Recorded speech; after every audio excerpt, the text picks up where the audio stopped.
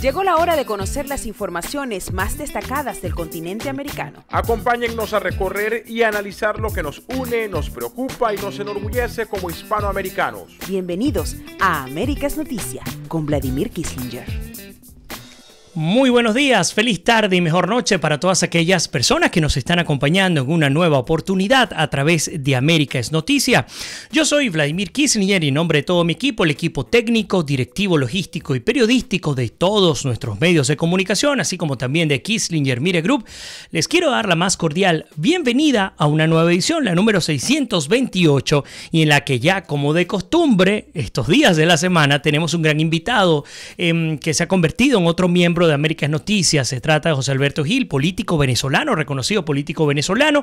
Ya ustedes lo conocen, creo que no me cuesta tanto ya hacer la presentación porque seguramente saben de quién les hablo. La audiencia, de hecho, José Alberto, cada vez que vienes, afortunadamente la gente le gusta y eso es algo positivo, así que quiero darte la bienvenida como siempre. Gracias, Vladimir. A tu programa y a ustedes también. Hoy vamos a estar hablando un tema bien interesante, así que quiero, como les he comentado en otras oportunidades, dos cosas. La primera, que me apoyen compartiendo el programa, aquellos que están en vivo, para que pueda llegar a mayor cantidad de personas, para que, y vamos a la segunda, podamos meternos en una discusión profunda, con contenido, con las opiniones de ustedes compartiéndola a través de nuestro espacio y nuestras emisoras en Venezuela, Estados Unidos y en Europa, pues para enriquecer este espacio de discusión el cual llevamos a ustedes todos los días. Las últimas 24 horas en Américas Noticias. Bien, y en las últimas 24 horas, y qué bueno que tenemos a José Alberto Gil que me va a ayudar el día de hoy a analizar en qué consiste este tema.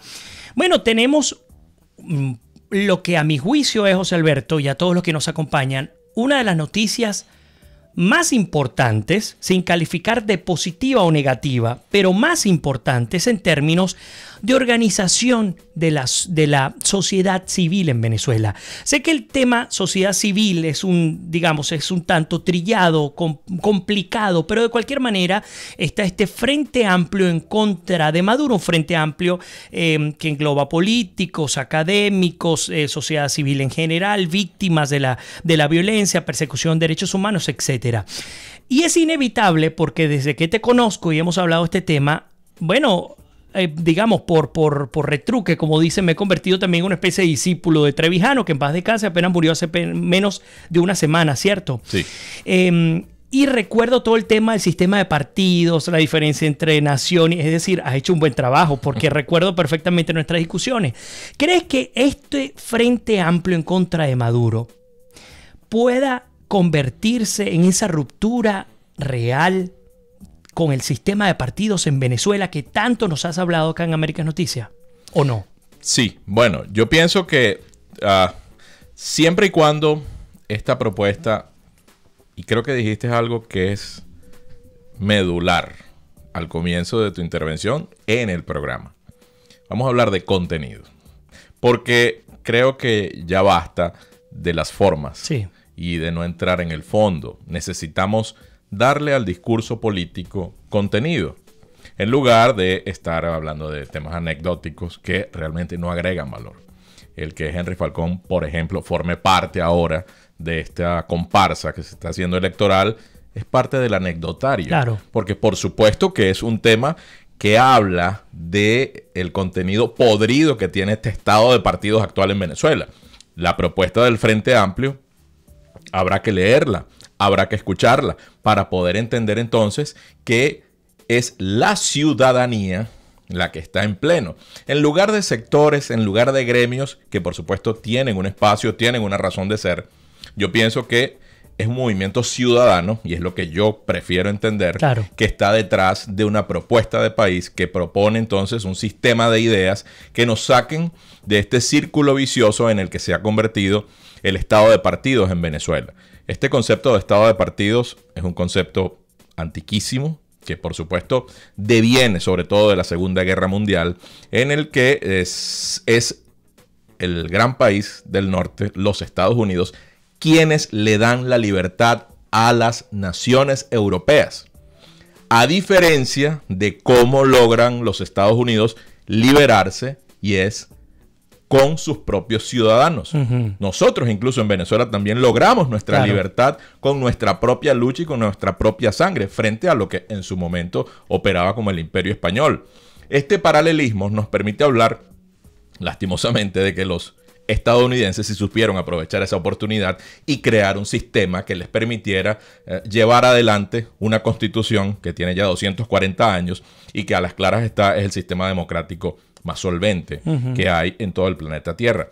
Nosotros tenemos ahora una excelente oportunidad en Venezuela de rehacer entonces ese edificio institucional que no nos cansaremos de hablar, pero con una propuesta, con un contenido que pasa por el contenido de la idea de la libertad política colectiva. Si el Frente Amplio, en este caso que representa no partidos, sino a la ciudadanía, me parece estupenda esa iniciativa, siempre y cuando vaya enmarcado dentro de lo que son los grandes intereses de la nación, de los ciudadanos venezolanos. Claro, y a ustedes también les invito a incorporarse con nosotros en la discusión, darnos su opinión en torno a este Frente Amplio contra Maduro, porque así además lo han denominado. Muchas preguntas me saltan a la cabeza, ¿no? Pero antes de ellas, algunas precisiones. La primera tiene que ver con la significación, digamos, histórica que es lanzar este Frente Amplio en el aula magna de la Universidad Central de Venezuela,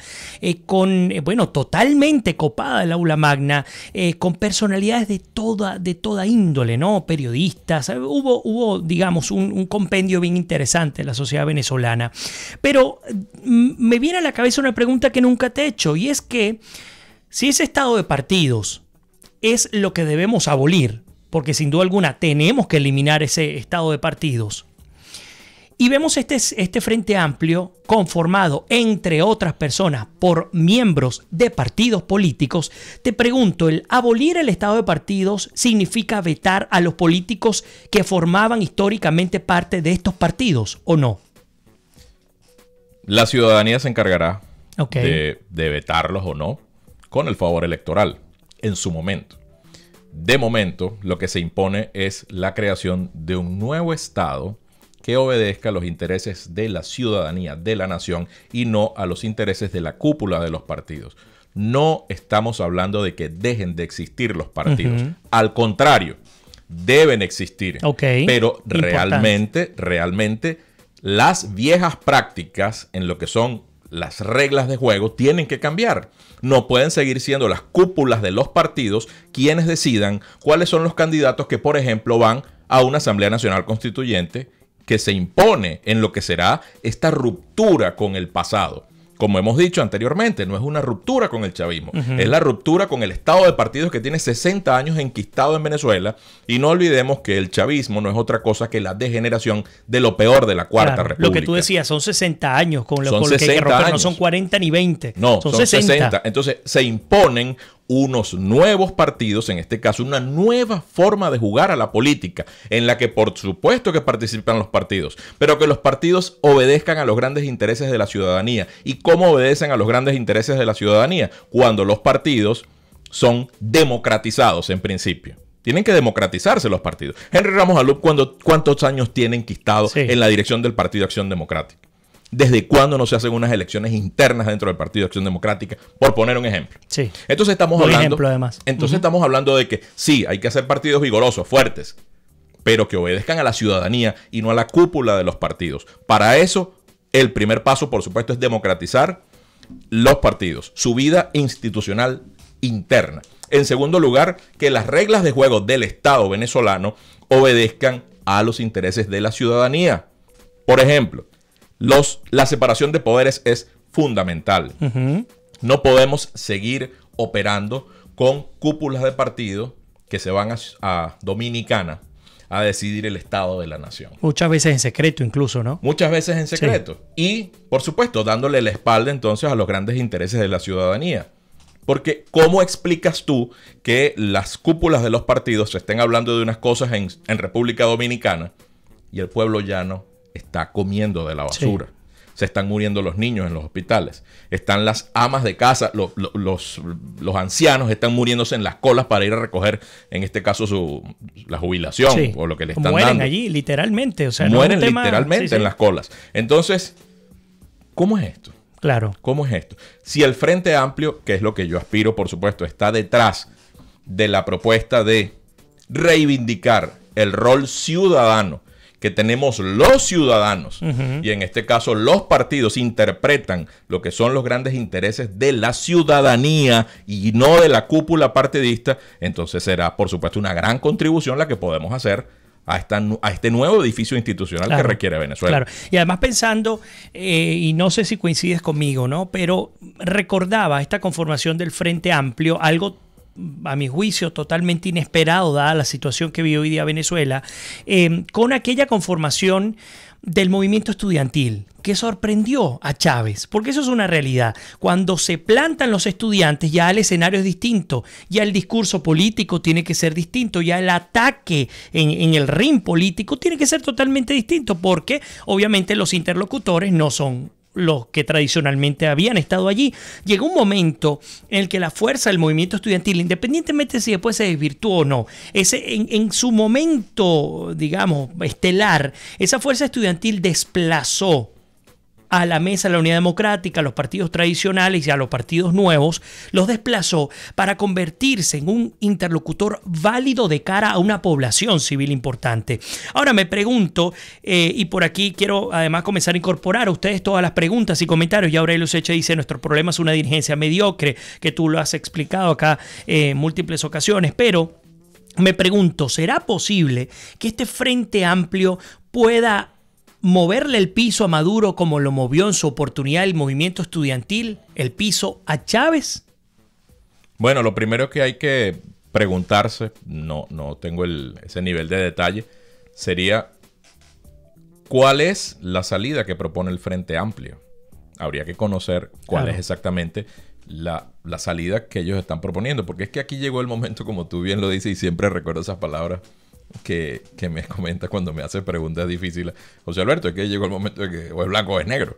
Entonces, bueno, hay que preguntarle también al Frente Amplio cuál es la propuesta de salida de Maduro del poder, cuál es la propuesta de la nueva edificación institucional para Venezuela.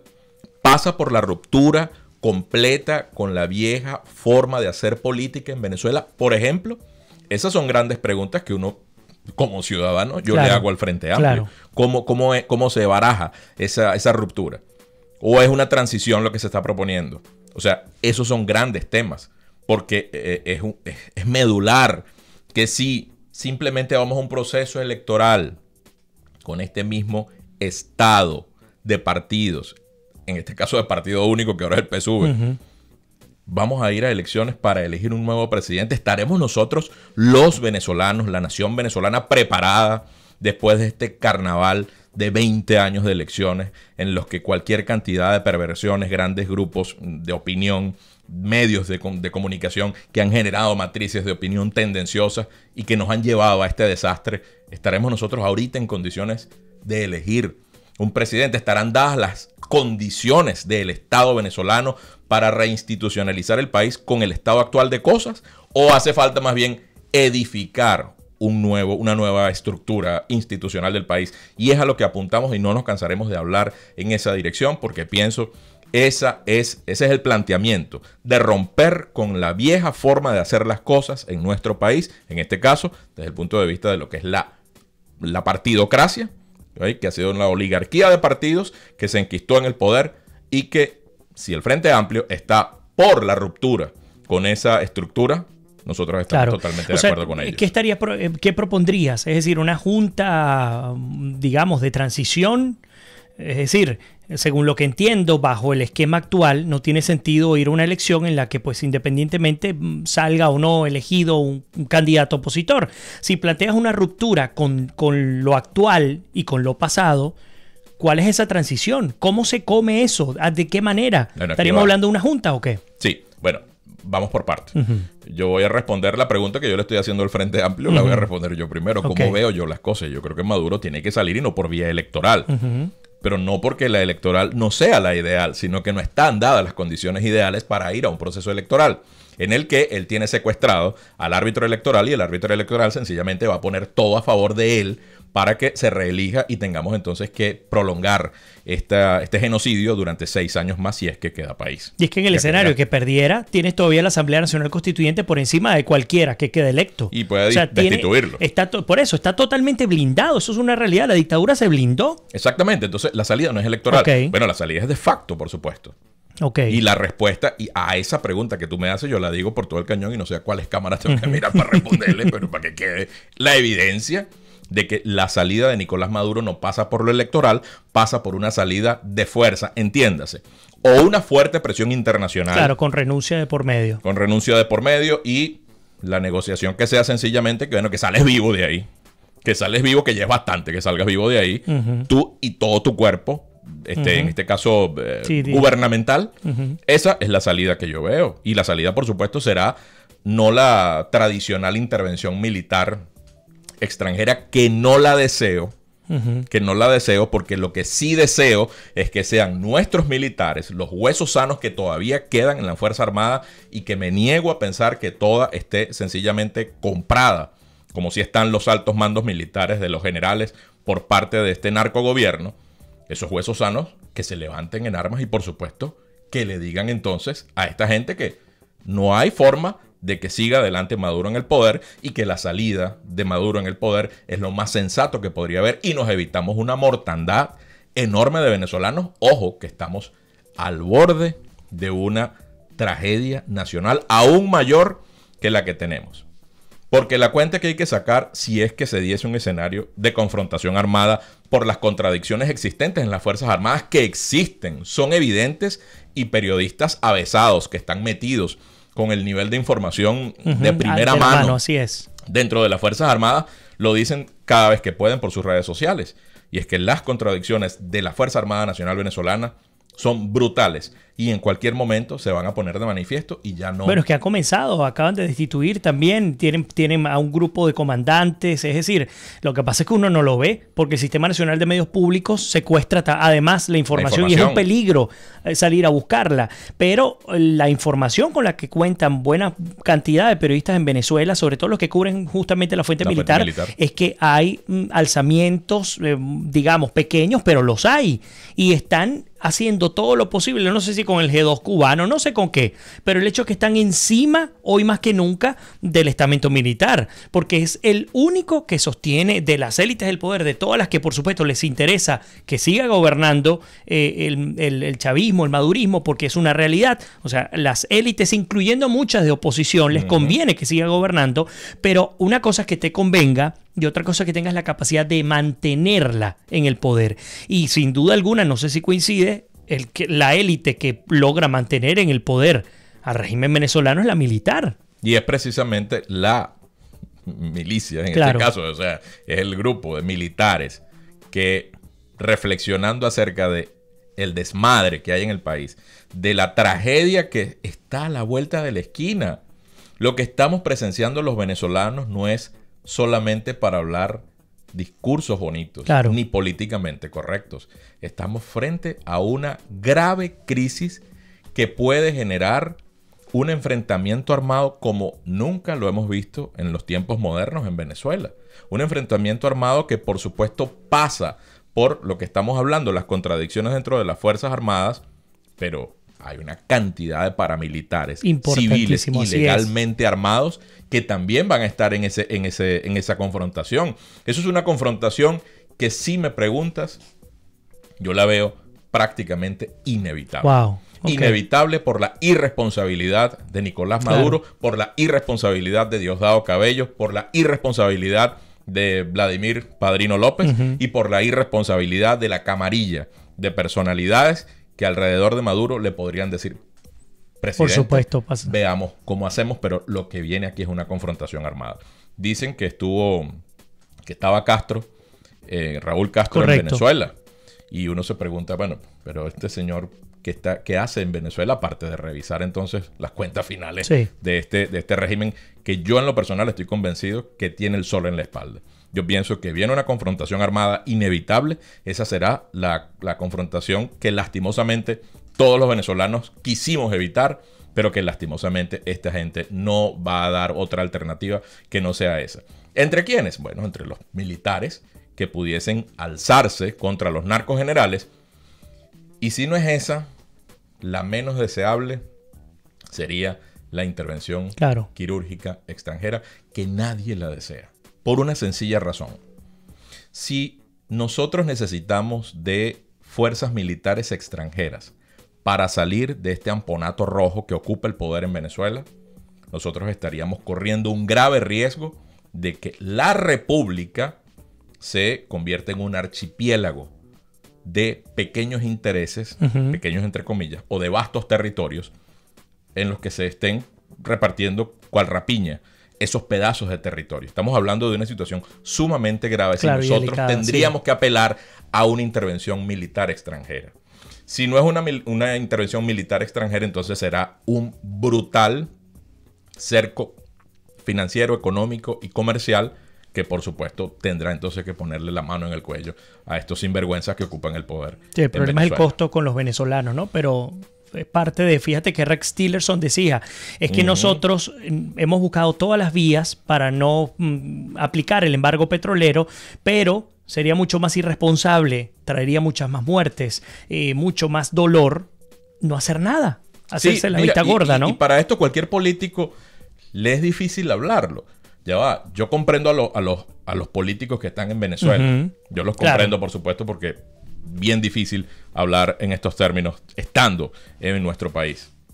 Pero quienes estamos fuera y mantenemos un discurso políticamente correcto porque estamos apostando a no herir susceptibilidades o no hablar con temas y verdades crudas, bueno, nosotros no estamos aquí para adornarle la píldora a nadie. Claro. Estamos aquí precisamente para decir las cosas como las vemos nosotros, con la crudeza que las vemos nosotros, y pienso que Venezuela todavía tiene la posibilidad de evitar una tragedia humana como la que se podría dar. Porque cuando hablamos de muertos, y a pesar de que es un tema difícil de tocar, porque toca nuestra familia venezolana, habría que sacar la cuenta cuántos muertos nos costaría una confrontación armada que saque de cuajo a los rojos del poder o 6 años más de genocidio.